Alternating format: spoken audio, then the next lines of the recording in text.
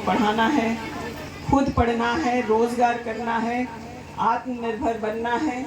समाज में जो बुराइयां हैं जो महिलाओं के प्रति है, खास करके दहेज को, चाहे घरेलू हिंसा को हटाना है। इन सभी चीज़ों को आप खूब अच्छे से समझ रही हैं और आपका हो चाहे हमारा हो, यह जो हर दिन समाज में हम लोगों का संघर्ष है, घर में हम लोगों का संघर्ष है, उसको हम लोग अपने अनुभव किए हैं और उसको हर दिन यह प्रयास करते हैं कि आने वाले समय में हमारी बेटियों को, हमारी बहुओं को वह समय न देखना पड़े और हम एक बेहतर समाज आगे बना करके जाएं।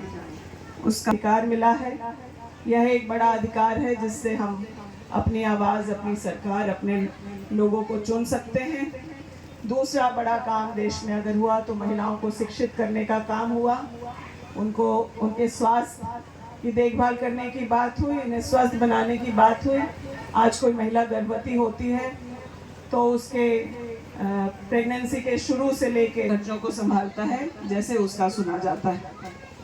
हम कई मंचों से हम लोगों के आदरणीय मुख्यमंत्री जी के सामने हम लोगों ने यह बात कही है और इस बातों को रखा कि हमारी महिलाएं दिन रात जो घरों में मेहनत करती हैं उनके काम का आर्थिक आकलन नहीं किया जाता, लेकिन घर में रहने वाली महिलाओं का कोई सैलरी नहीं। तो इन बातों को बोलने, करने, लगातार बोलने से एक बहुत बड़ा बदलाव, और हम लोग के राज्य के मुख्यमंत्री जी संवेदनशील हैं तो उन्होंने इन बातों को भी समझा और एक ऐसी योजना जो लेकर के आए जिससे आप लोगों के चेहरे पे भी जरूर खुशी आई। मैया सम्मान आया तो अच्छा लगा। हाँ, हर घर में जो 18 से 50 उम्र की महिलाएं हैं वो अपने घर में बहुत काम कर रही हैं, वो अपना परिवार देख रही हैं, अपने सास ससुर की सेवा कर रही हैं, अपने माता पिता को, छोटे भाई बहन, परिवार में अन्य जो सदस्य हैं उनके स्वास्थ्य। लेकिन आप लोगों ने जिस तरीके से हम लोगों का साथ दिया है, मैं आप लोग को आश्वस्त करती हूँ कि ये आने वाले समय में बढ़ तो सकता है लेकिन बंद नहीं हो सकता है। ये पैसा, लोग बोलते हैं कि आज ये योजना नहीं चल रहा, वो योजना नहीं चल रहा, लेकिन ये पैसा जो आपके हाथ में आ रहा है उससे गांव मजबूत हो रहे हैं, हमारे परिवार के बच्चे स्वस्थ हो रहे हैं। अगर कहीं कोई परिवार में किसी को बीमारी हो गई हो तो आप तुरंत उस पैसे से कुछ ज़रूरी दवाएं खरीद सकते हैं। तो इससे भी समाज मजबूत हो रहा है। पता नहीं क्यों सब लोग को लगता है कि महिला है तो अगर उसके हाथ में 2 पैसा आप अगर देते हैं तो उससे अच्छा वित्तीय प्रबंधन कोई नहीं करता। वो पैसे से वो घर के लोगों के खाने का इंतज़ाम करती है, इलाज का इंतज़ाम करती है और उसमें से बचत भी कर लेती है। तभी आज ये समूह बन करके चल पा रहा है कि इन महिलाओं में वो डिसिप्लिन है कि अगर हम कहीं से पैसा लिए हैं तो हमें उसे वापस करना है, समय पे देना है।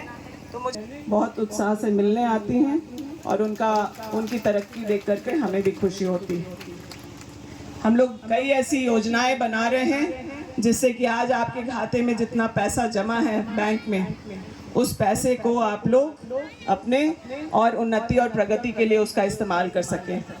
आज आप छोटा दुकान खोल रही हैं, कोई पेड़ पौधा लगाने का काम कर रहा है, कोई खेती किसानी, इस पैसे से कभी आप खाद खरीद रहे हैं, बीज खरीद रहे हैं, पौधा खरीद रहे हैं, ये काम कर रहे हैं।